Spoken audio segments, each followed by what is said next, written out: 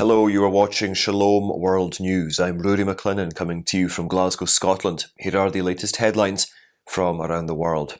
Discussions involving the US, Egypt, Israel and Qatar regarding a Gaza truce concluded without progress on Tuesday, amid mounting appeals for Israel to delay a planned assault on the southern part of the enclave, which is densely populated with over 1 million displaced individuals.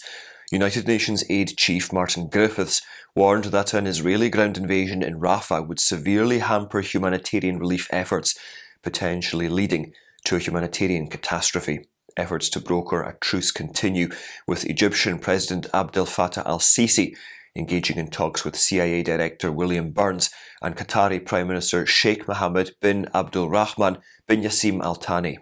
Meanwhile, a recent national survey conducted by the American Jewish Committee revealed that nearly two-thirds of American Jews feel less secure in the US compared to a year ago. The survey noted a 22% increase in the number of American Jews expressing decreased feelings of security. The Secretaries General of the European Justice and Peace Commissions have issued a strong plea for collective diplomatic efforts to intensify pressure on the Russian Federation, urging an end to the ongoing violence in Ukraine. In a statement of solidarity with the Ukrainian people who are nearing the 2-year mark of the conflict, the Secretaries General offered prayers for peace. The Conference of European Justice and Peace Commissions discussed the plight of Ukrainian refugees during the gathering, highlighting the severe impact of the war. The Secretaries General emphasised that the unprovoked Russian full-scale invasion of Ukraine has forced over 6 million people to leave their homeland and seek refuge abroad. Moreover, 3.6 million people have been displaced internally. A medieval Byzantine Greek Orthodox church in Istanbul, under restoration for several years, will reopen as a mosque on February 23rd, following a decree by Turkey's President Recep Tayyip Erdoğan in 2020. As per a report from the pro-government Yeni Shafak Daily, Erdogan's decree in August 2020 mandated the transfer of the Chora Church to the Religious Affairs Directorate for conversion into a mosque. Previously a museum under the Education Ministry, the church was known as the Church of St. Saviour in Chora, or Kariye in Turkish.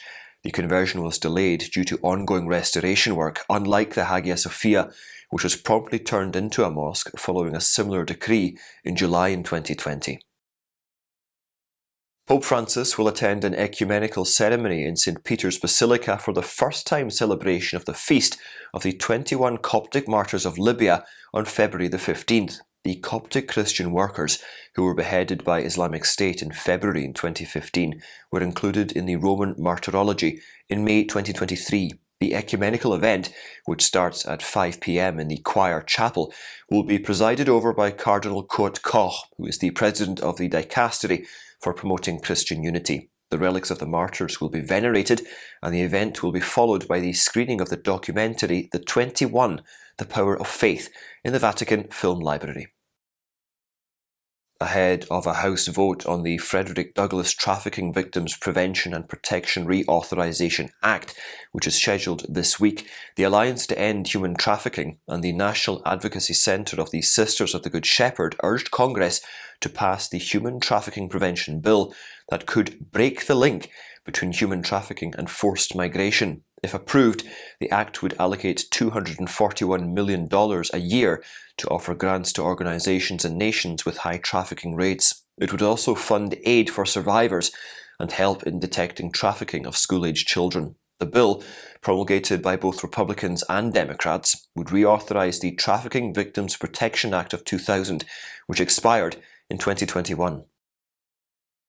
The Commission of Bishops' Conferences of the European Community, also known as COMECE, has called on the European Union to take robust measures to employ diplomatic channels to ensure the protection of all citizens in Nigeria.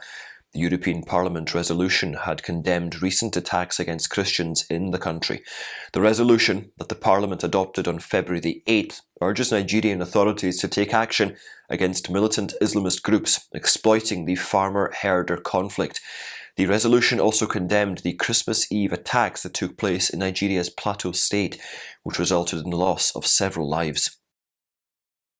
Bishop Pierre-André Dumas, who is the Vice President of the Haitian Bishops' Conference, has denounced the ongoing violence in the Caribbean nation. In an interview with Vatican News, Bishop Dumas said that the battles between armed gangs run the risk of turning into a civil war. The bishop cautioned that Haitian society is collapsing and is paralysed by terror. Speaking on behalf of the bishops' conference, Bishop Dumas appealed to the authorities to end the suffering of the Haitian people and urged the Prime Minister to manage a peaceful transition of power to prevent further bloodshed. In his Lenten message, the bishop wished the people of Haiti a journey of true freedom made of love and peace. The De Clausura Foundation has launched an initiative to open the doors of more than 100 cloistered monasteries to promote prayer. The programme will be held on March the 7th at 7 p.m, that being the third Thursday of Lent. It aims to promote reconciliation with God through contemplative communities. The prayer campaign, under the motto "Slow down, stop, pray," is set against the backdrop of the Year of Prayer declared by Pope Francis. This would provide an opportunity for the faithful to join in the communal prayer of cloistered communities, including the Poor Clares, Franciscan Conceptionists, Discalced Carmelites, and several others. Francis Wee, who is a religious freedom activist from Hong Kong, has warned that the enactment of the controversial Article 23 proposal could lead to dire repercussions. She believes that this move could result in further restrictions on religious freedom and the persecution of Christians in Hong Kong, including the Catholic Church. Wee, who has been granted political asylum in the United States, emphasised that the implementation of the article would strengthen the government to crack down on political dissidents, which has been ongoing for over 3.5 years. Wee also noted that the Catholic Church in Hong Kong might be forced to cease communications with the Vatican, since it is a foreign state. Hasham Cemetery, located in the Iraqi city of Najaf, is one of the largest Christian cemeteries in the world. With a history of about 1,800 years, it sprawls across an area of about 1.4 million square metres and contains over 33 Christian archaeological sites. Discovered in the 1980s, the historical site is today left somewhat neglected and vandalised due to the lack of attention from the authorities. Since 2003, this history and heritage centre of Iraqi Christians has been subject to looting and the desecration of graves. Residents have demanded stricter control over the area and increased security measures to protect the cemetery, as the region's cultural and historical identity depends on preserving its legacy. Pope Francis will pay a visit to Italy's 2024 Venice Art Biennale on April the 28th. The Dicastery for Culture and Education and the Patriarchate of Venice announced the Pope's visit on Tuesday. During his one-day pastoral visit, the Holy Father will stop by to appreciate the exhibit of the Holy See Pavilion in the Giudecca Women's Prison. The Venice Biennale, which has been held since 1895, will be marking its 60th anniversary this year. The art exhibition is renowned for showcasing contemporary artworks from artists around the world. The event, titled Foreigners Everywhere, will be open from April the 20th until November the 24th.